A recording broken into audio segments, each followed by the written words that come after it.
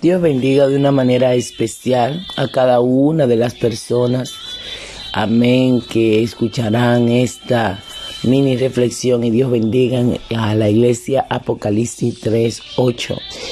Hoy estamos en la reflexión 51 y el tema que traemos hoy son los puntos principales para el arrepentimiento. Y vamos a tener como base bíblica el libro de Salmos 51. Vamos a leer unos cuantos versículos. Ten piedad de mí, oh Dios, conforme a tu misericordia, conforme a la multitud de tus piedades, borra mis rebeliones. Lávame más y más de mi maldad y límpiame de mi pecado, porque yo reconozco mis rebeliones y mis pecados están siempre delante de mí. Aleluya, bendito sea el nombre del Señor. Hoy queremos hablar de estos puntos. Amén, porque en medio del caminar con nuestro Señor Jesucristo, amén, Dios nos dio normas, reglas para que nosotros la vivamos, y la intención de Dios, el querer de Dios es que nosotros como sus hijos vivamos una vida, amén, agradable conforme a su propósito. Pero sabemos, amén, que el mismo apóstol Pablo escribió: estas cosas os escribo para que no pequéis. Pero si alguno de vosotros pecare, abogados tenemos para con el Padre, a Jesucristo el Santo. Nosotros, amén, sabemos que como seres humanos tenemos reglas muy claras en la palabra, pero también el Señor nos dejó palabra para cuando en un momento determinado nosotros fallemos, nosotros vayamos a la presencia del Señor. Nosotros, gloria a Dios, tenemos un enemigo que se llama Satanás. Él va a querer y buscar todas las vías para destruirnos. Va a buscar todas las vías para desenfocarnos del propósito. Pero hoy Dios te viene a decir: no permitas que Satanás agarre tus emociones y te destruya diciéndote de que ya no tienes arrepentimiento, ya no tienes perdón de pecado. Hoy vengo a hablarte de un hombre a quien Dios amó, bendito sea el nombre del Señor, de una manera sobrenatural, y fue David. David era un hombre que el mismo Dios dijo que tenía un corazón conforme a su corazón. Pero David en un momento determinado se descuidó porque no estuvo en el lugar que tenía que estar. Porque en el tiempo en donde los reyes salían a pelear, David se quedó en la casa. Y eso hizo que viniera un descuido espiritual. Y ese descuido espiritual hizo que él cayera en pecado. Bendito sea el Señor. Hoy vengo a hablarle acerca de la importancia de estar en el lugar correcto para nosotros no caer en transgresión o no caer en pecado delante de la presencia del Señor, porque nuestro enemigo, el adversario, el diablo, dice la palabra que anda como león rugiente buscando a quien devorar. Pero hoy, amén, también te vengo a decir de que no permitas que una situación, un fallo, te paralice para no seguir buscando a Dios, te paralice para tú decir que ya no hay esperanza, te paralice para tú decir de que como fallaste a Dios ya no vas a buscar de Dios porque ya Dios no te va a escuchar. Esa es una de las estrategias satánicas que el Señor reprenda al diablo, que Él utiliza para cuando Él nos impulsa a pecar y nosotros caemos en el pecado, entonces venir luego a machacarnos diciendo que Dios no nos va a perdonar. Hoy, gloria a Dios, no quiero hablar de que pequemos, no, sino de que si un momento fallamos, nosotros nos arrepintamos. ¿Por qué? Porque una cosa es fallar, porque la Biblia dice: nosotros fallamos constantemente. Si alguno no peca es mentiroso.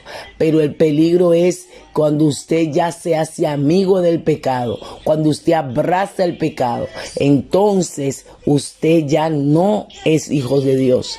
Lamentablemente, porque dice la palabra que los hijos de Dios a la obra de Dios hacen, pero los hijos de Satanás hacen la obra de Satanás. Entonces esa es la realidad, o sea, la palabra es específica, pero nosotros los hijos de Dios, cuando nosotros fallamos, el Señor quiere que no te quedes en el suelo.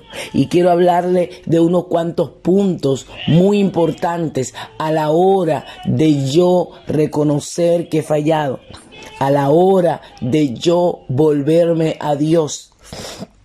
Primeramente, yo tengo que reconocer, amén, mi pecado. Reconocimiento de mi pecado.